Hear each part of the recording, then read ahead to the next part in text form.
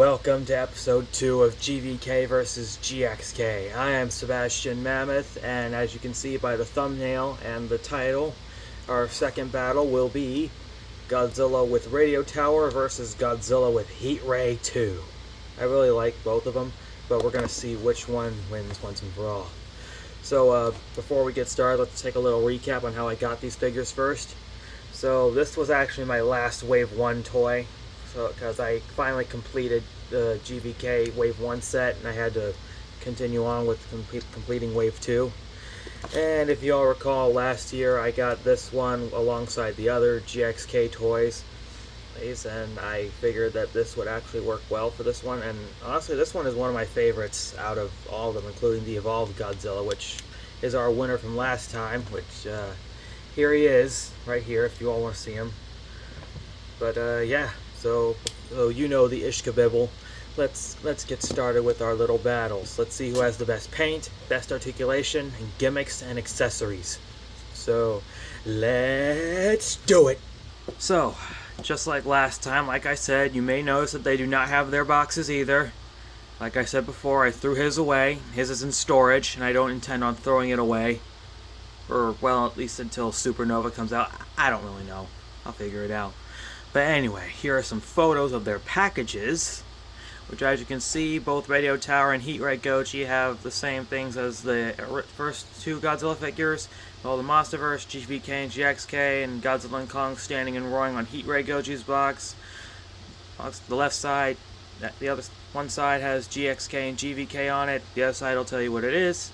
And now on the back, it has pretty much the same in backdrops, and these Godzillas have the same bios, except they were changed, which, if you all remember, this one had battles Kong to settle an ancient rivalry, whereas this one was changed to battles other titans to maintain his rule. So, that tells you a little bit of something there. So, yeah, but I still hate that I had to get rid of those boxes, but honestly, they were just taking up too much space. But these boxes are in storage, and I do have some other ones that I will show you all in different episodes, but that will be for another episode later on. Now, they are pretty easy to get out of the package, and once you get Radio Tower out, you'll have to attach the tail, which is just like Heat Ray Godzilla's. And of course, same with Heat Ray Goji. NECA flashbacks. We gotta put on the tail. It was honestly harder for me to get it on last time, but now it seems much easier. Now, let's start with comparisons, but first I want to say that both of them actually get a point for boxes, since I will admit they are pretty cool, but Heat Ray Goji the most, so actually on second thought, Heat Ray Goji gets a point first. Not sure about Radio Tower, since they just used a prototype image of him, which, anyway, it's comparison time. Now, if you have them standing like this, well, they're about the same height. It's just that the arm on Heat Ray Goji 2 is a bit longer than the Radio Tower Godzilla's arms. And the tail sculpt actually looks a bit different compared to this one. Which, as you all recall, they kept using the same tail for the GVK toys. And what's worse is that they're using the same design over and over again. They even keep using it for reskins. Now, for paint and sculpts, let's start with Radio Tower Godzilla, which, as you all can see here, it looks like his 11-inch counterpart, because he's all covered in blue on the spikes, which is just like the 11-inch Godzilla. But this blue stops, same thing with Heat Ray Goji at the tail. It's got different sculpts, and if you all remember from my review, this Godzilla's eye is, oh, hang on guys, the blurriness is starting to take effect. If I can just zoom in up here. His eye is very out of place and very funny looking. The other eye looks fine, but what went up front just kind of looks crazy and weird, like someone just hit him on his head. The detail's not bad though, and there's the battle damage, which we'll get to in a minute. And here's the feet with all the copyright information, which I got this on the day GVK came out, which goes to show how old this figure is. Now, for Godzilla with Heat Ray 2, he looks very accurate to the movie, and the paint's not bad, the detail's not bad. What I like about the spikes though is that this charge doesn't stop until right here at the tail, which is much better, because clearly this part of the tail right here features no blue charge up, but I'll give Playmates a pass since that's a massive improvement. He's got the same numbering and copyright information on the bottom, He's got a cool paint sculpt just like the GVK version, only this time there's no paint coming off of this one's mouth, because unlike the last one, that one had paint coming off, and no blood splotches this time, which I think that's pretty amazing. So for paint and sculpt and articulate and designs, I think I'm going to say both of them get a point, because I can't deny that they both look very good, even though this one's a smaller version of the 11-inch Godzilla, and this one's an upgrade, which is pretty nice. Alright, so that's it for paint and designs. Let's talk articulation. So if you'll remember from my Godzilla Radio Tower, Gigan, and Anguirus video, I did show you the articulation for this.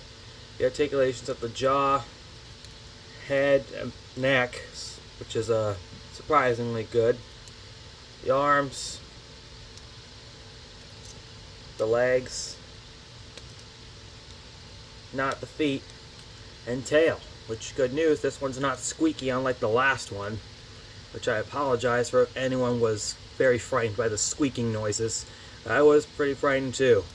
Which, and here's the inside of Godzilla's mouth, and notice that there's a hole in his mouth for the atomic blast, which we'll get to in a moment. Now for Heat Ray Godzilla's, it's about the same articulation, but the ankles finally move.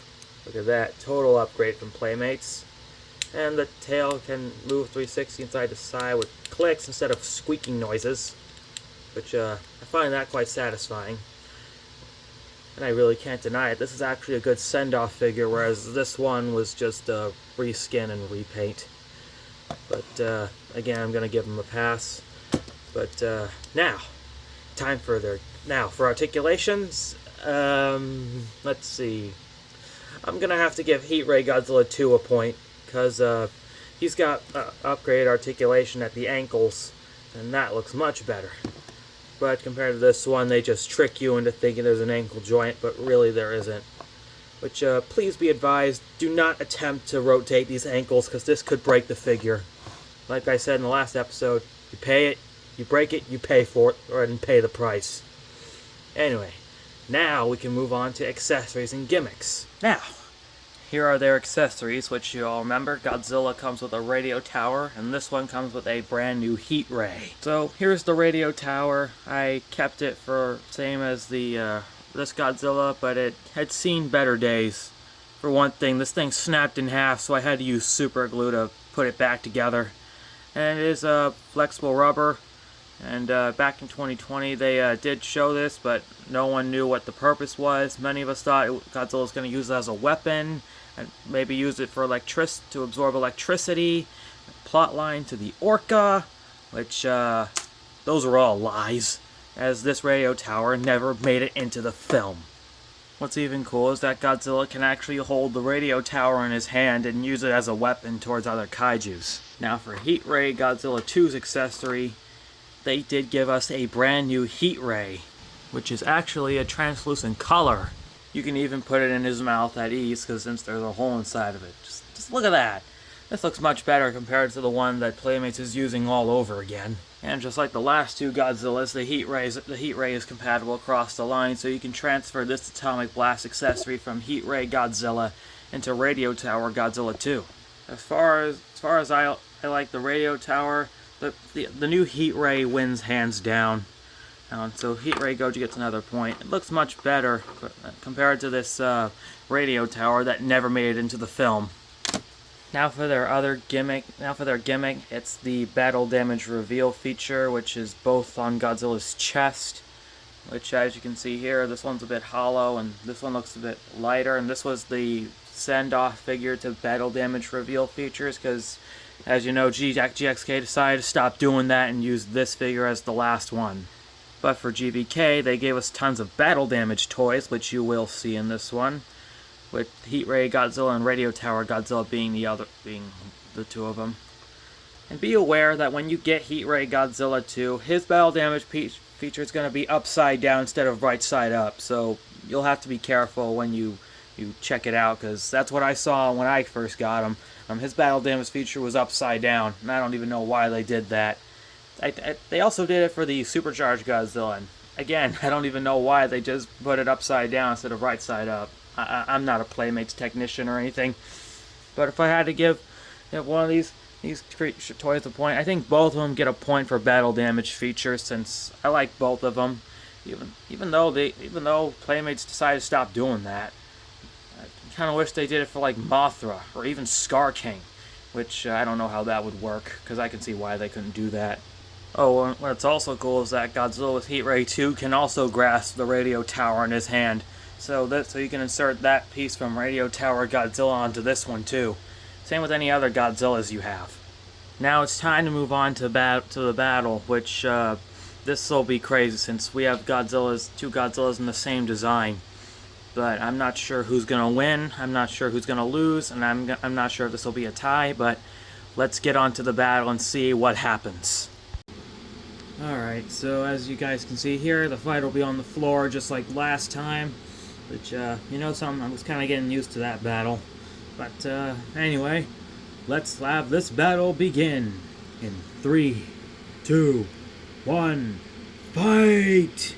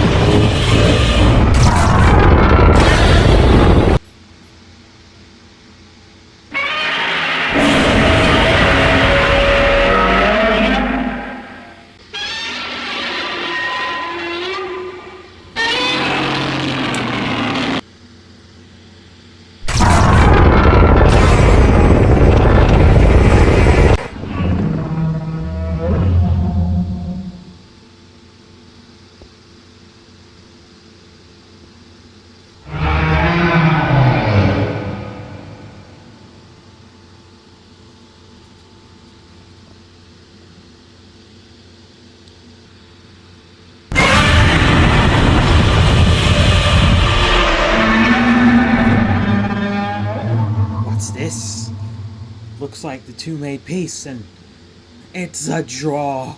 Both Radio Tower... Wait, it's a tie, I meant. Radio Tower and Heat Ray Goji win. Well, that was an interesting battle to watch. Okay, you Godzillas can go now. Well, guys, that's gonna do it for today's battle. That was an amazing one. Looks like GVK gets a point and GXK gets a point too. But we're not done yet. That was just episode 2. We still got more toys to go up against. Coming up next will be Kong with Battle Axe versus Kong with Beast Glove. Will Kong with Battle Axe win this fight? Will Kong with Beast Glove win this fight next time? Tune in next week or next time for our exciting Round 3 battle. And we'll be right back after filming for Iron Man 2.0, a Disney Treasure Adventure. Bye-bye.